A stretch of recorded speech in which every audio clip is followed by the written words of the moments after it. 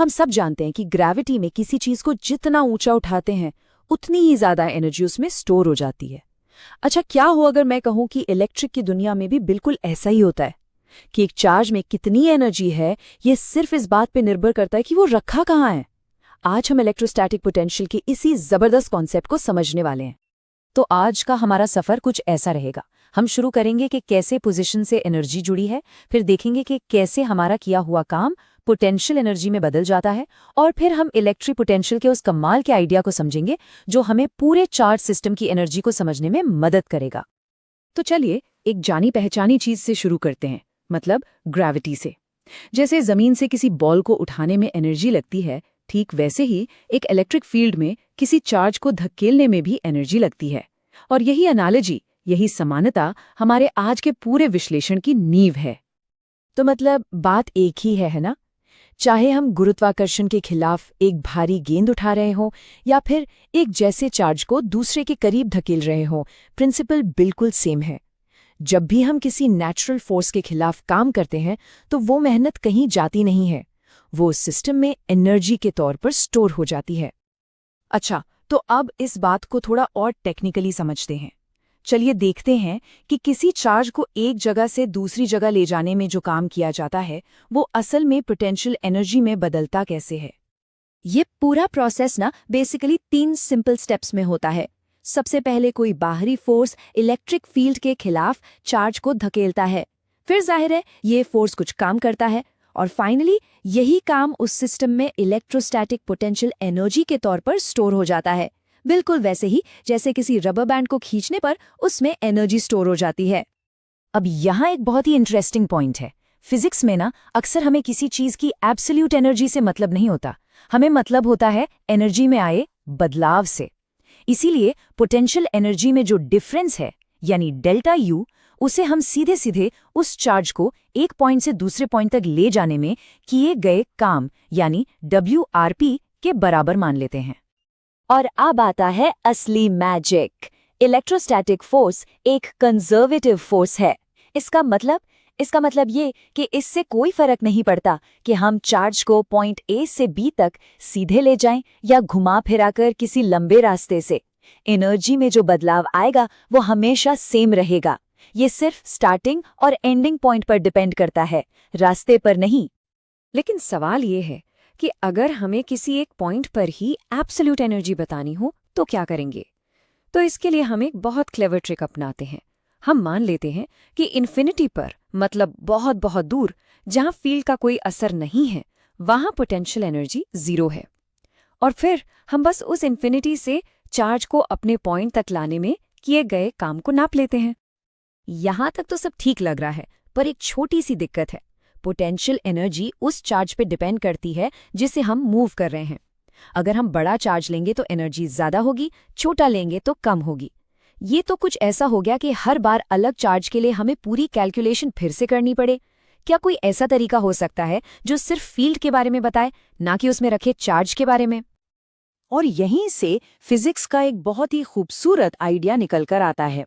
हम एक ऐसा एनर्जी मैप कैसे बना सकते हैं जो हमें किसी भी चार्ज के बारे में बता सके बिना ये जाने कि वो चार्ज खुद कितना बड़ा है। और इसका जवाब है इलेक्ट्रोस्टैटिक पोटेंशियल, जिसे हम V से दिखाते हैं। सिंपल सा फंडा है, हम पोटेंशियल एनर्जी U को चार्ज Q से ही डिवाइड कर देते हैं, तो V बराबर U बटा Q। ये है एनर्जी पर यूनिट चार्ज। इसे ऐसे सोचिए कि ये स्पेस का एक एनर्जी मैप है जो सोर्स चार्जेस ने बनाया है। तो U और V में क्या फर्क है, चलिए देखते हैं। पोटेंशियल एनर्जी U उस टेस्ट चार्ज पर निर्भर करती है जो फील्ड में है, लेकिन पोटेंशियल V सिर्फ सोर्स चार्ज पर निर्भर करता है, मतलब ये फील्ड की अपनी प्रॉपर्टी है। U को हम जूल्स में नापते हैं और V को वोल्ट्स में। ये एक गेम चेंजर है क्योंकि अब हम सिर्फ फील्ड के बारे में बात कर सकते हैं। तो अब जब हमारे पास ये मैप बनाने का टूल आ गया है तो चलिए कुछ कॉमन केसेस के लिए ये एनर्जी लैंडस्केप बनाकर देखते हैं। सबसे सिंपल केस लेते हैं, एक अकेला पॉइंट चार्ज। अगर ये पॉजिटिव चार्ज है तो सोचिए कि इसने अपने चारों तरफ एक पहाड़ी बना दी है। हम चार्ज के जितना करीब होंगे पहाड़ी उतनी ही ऊंची होगी, और जैसे जैसे दूर जाएंगे ये ढलान कम होती जाएगी। और अगर नेगेटिव चार्ज है तो बिल्कुल इसका उल्टा, एक कुआं। थोड़ा और इंटरेस्टिंग केस लेते हैं, एक इलेक्ट्रिक डाइपोल का। मतलब एक पॉजिटिव और एक नेगेटिव चार्ज पास पास रखे हुए हैं। तो लैंडस्केप कैसा होगा? बिल्कुल एक पहाड़ी और उसके ठीक बगल में एक कुआं।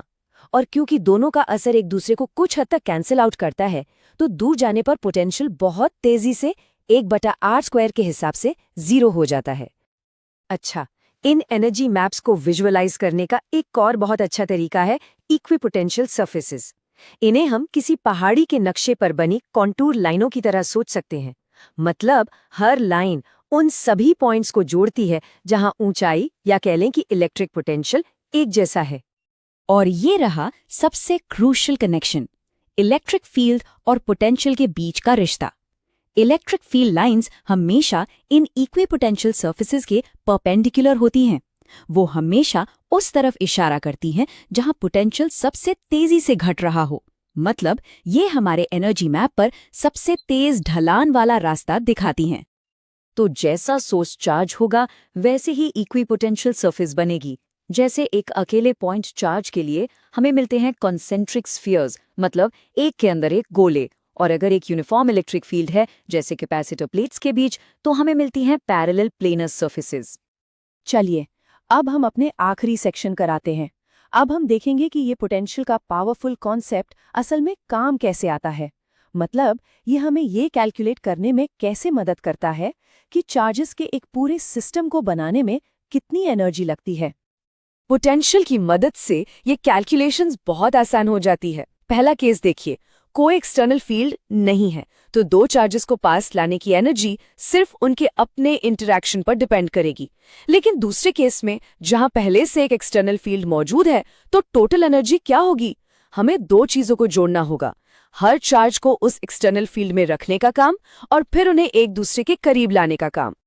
ये पोटेंशियल का आइडिया इतना फंडामेंटल है कि इससे एनर्जी की एक नई प्रैक्टिकल यूनिट ही बन गई, इलेक्ट्रॉन वोल्ट या ईवी। जब हम एटम्स और पार्टिकल्स की दुनिया में बात करते हैं तो जूल्स बहुत बड़ी यूनिट हो जाती है, वहाँ ईवी बहुत काम आता है।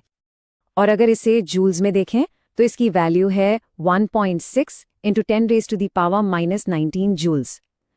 ये बहुत बहुत छोटा नंबर है ना? इससे पता चलता है कि एटॉमिक लेवल पर एनर्जीज कितनी कम होती हैं।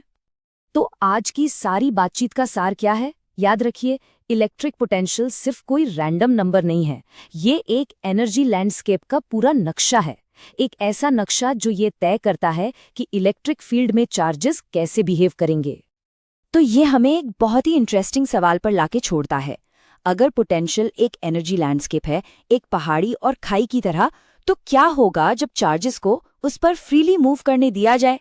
जाहिर है वो पहाड़ी से नीचे खाई की तरफ लुढ़केंगे और बस यहीं से इलेक्ट्रिक करंट की कहानी शुरू होती है। लेकिन वो कहानी फिर कभी।